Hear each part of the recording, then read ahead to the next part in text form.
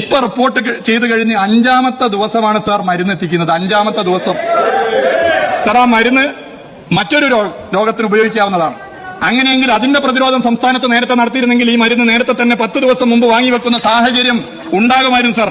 അതിന് യാതൊരുവിധ പരിശ്രമവും ആരോഗ്യവകുപ്പിന്റെ ഭാഗത്തുനിന്ന് ഉണ്ടായില്ല. പിന്നെ സാർ, ആരോഗ്യവകുപ്പിൽ നിന്ന് ആകെ നേരിടുന്ന ഒരു പ്രശ്നം എന്ന് പറയുന്നത് കഴിഞ്ഞ 10 വർഷക്കാലത്തെ റീൽസും അവസാനത്തെ 5 വർഷത്തെ വീണ വീട്ടലുമായിരുന്നു സാർ ആരോഗ്യവകുപ്പുണ്ടായ എന്തൊരു പ്രശ്നം. എന്നാൽ ഈ സർക്കാർ വന്നതിന് ശേഷം റിപ്പോർട്ട് ചെയ്യപ്പെട്ടാൽ അത് ഉടനെ തന്നെ അന്വേഷിച്ച് അതിന് പ്രതിരോധ നടപടികൾ സ്വീകരിക്കാൻ സർക്കാരിന് കഴിഞ്ഞിട്ടുണ്ട്. ബഹുമാനപ്പെട്ട അംഗം പറഞ്ഞത് റെംഡിസിവിർ എന്ന മരുന്നാണ്.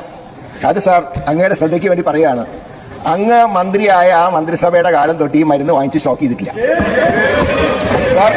24 മണിക്കൂറിനുള്ളിൽ 10-ാം തീയതി റിപ്പോർട്ട് ചെയ്തു. 24 മണിക്കൂറിനുള്ളിൽ ബഹറിൽ നിന്ന് ഡൽഹി വഴി ആ മരുന്ന് കണ്ണൂരിലെത്തിച്ച് അന്ന് രാത്രി തന്നെ രോഗിക്ക് ആദ്യ ഡോസ് കൊടുത്തു.